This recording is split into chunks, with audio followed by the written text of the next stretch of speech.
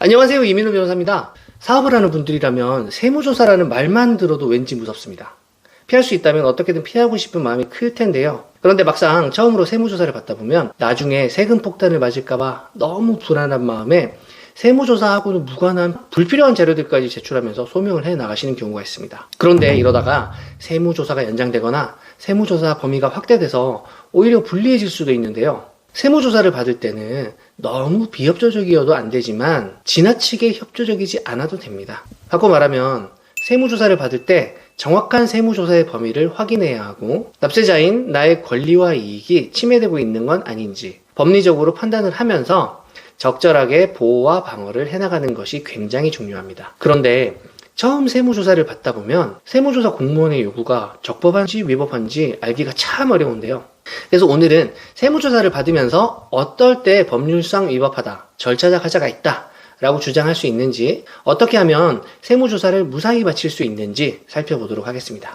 실제로 최근에 법인세나 부가세 관련 소송에서 이 절차적 하자라는 사유로 인해 세금 처분이 취소가 되는 사례들이 다수 나타나고 있는데요. 제가 사건을 해보면 세무조사 절차와 관련해서 가장 많이 문제가 되는 게 바로 중복 세무조사와 재조사 문제, 세무조사 대상 선정의 문제, 세무조사 기간 연장과 범위 확대의 문제인데요.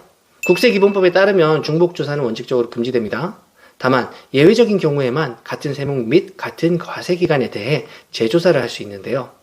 그 대표적인 예외를 살펴보면 조세탈루 혐의를 인정할 만한 명백한 자료가 있는 경우, 거래 상대방에 대한 조사가 필요한 경우, 2개 이상의 과세기간과 관련해서 잘못이 있는 경우, 그리고 부분조사가 이루어진 경우 등일 때에만 세무서는 예외적으로 재조사를 할 수 있다고 규정되어 있습니다.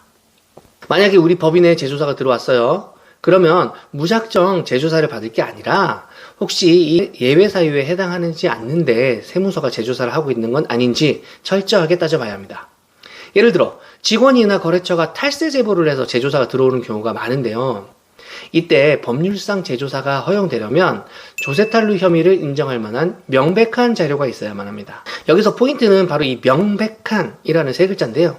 탈세 관련해서 명백한 자료가 없으면 재조사를 할 수가 없는 겁니다. 그런데 어느 정도가 과연 법적으로 명백한 자료인 건지 입증에 문제가 남습니다. 판례를 살펴보면요. 어느 정도까지 명백한 자료로 인정해 주는지 알 수가 있는데, 우선 조세탈루 사실에 대한 개연성이 객관성과 합리성 있는 자료에 의해서 상당한 정도로 인정이 되는 경우라면 원칙적으로 재조사가 가능합니다. 반면에 탈세 제보 내용이 구체적이다 라는 사정만으로는 명백한 자료를 보기가 어렵습니다.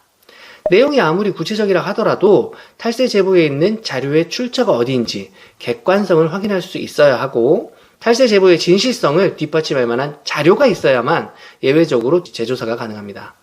또한 녹취록만으로는 조세탈루 혐의를 인정할 만한 명백한 자료에 해당하지 않는다라고 판시한 판결도 있는데요. 워낙 각 사건마다 사실관계도 다르고 관련 자료도 다르기 때문에 이 쟁점을 가지고 한번 세무서와 다퉈보겠다 하신다면 전문가에게 법적 검토를 받으신 다음에 해볼 만한지 구체적 조언을 들으시는 게 좋습니다. 또 다른 쟁점으로는 부분조사를 했다가 나중에 나머지 조사가 또 들어왔어요. 그런데 이거 중복 세무조사 아니냐라고 주장해 볼 수 있는데요. 원칙적으로 같은 세목과 같은 과세 기간에 대한 재조사는 그 조사 범위가 겹치는지와 관계없이 위법한 중복 세무조사로 봅니다. 다만 예외적으로 당초 조사할 때 모든 항목에 대한 조사가 무리였다 라는 등의 특별한 사정이 있다면 재조사가 가능합니다. 예를 들어보면 1차로 정기 세무조사가 이루어진 다음에 주식 변동 내용을 확인하기 위해서 2차로 세무조사가 나왔습니다. 이 사건에선 2차 세무조사는 중복조사에 해당한다고 판결이 나왔습니다. 그리고 또 다른 사건을 살펴보면 비용 항목에 대해서 법인세 부분조사가 1차로 나왔어요.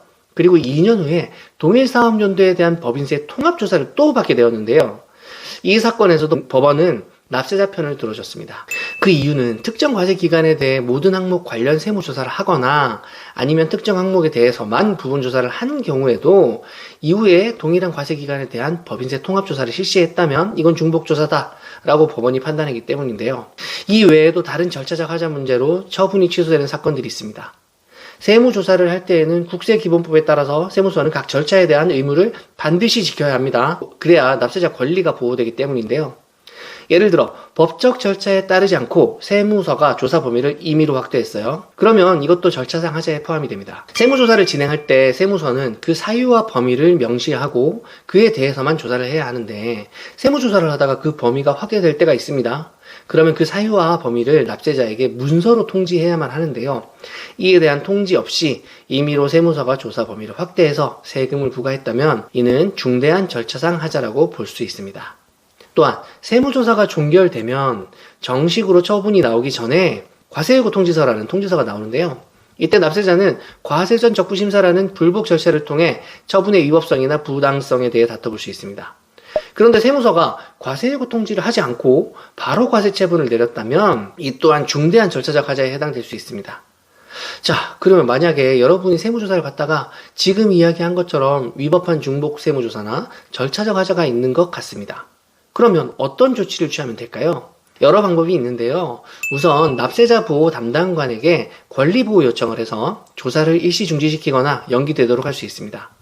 납세자보호위원회에서 세법에 따라 위법한 조사다, 중복조사다 라고 의결이 나면 세무조사는 중단이 됩니다. 또는 법원에 세무조사 결정 처분 자체를 취소시켜달라라는 소송을 제기하거나 위법한 중복 세무조사에 근거한 과세처분을 취소해달라라는 소송을 제기해서 권리를 구제받을 수 있습니다.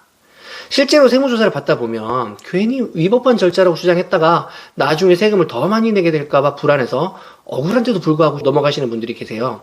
하지만 최근 대법원 판결이나 국세청 발표를 봐도 예전과 달리 세무조사의 절차적 적법성을 강조하고 있습니다.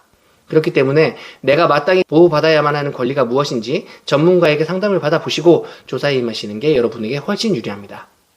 만약 지금 세무조사를 앞두고 있거나 세무조사를 하고 있는데 뭔가 절차적으로 문제가 있는 것 같다, 너무 억울하고 부당하다라고 느끼신다면 아래 댓글에 있는 번호로 연락 주시기 바랍니다. 법적으로도 위법성이 인정받을 수 있는지, 권리 구제를 받아볼 만한 경우인지 명쾌하게 답변 드리도록 하겠습니다. 오늘도 영상 시청해 주셔서 감사합니다.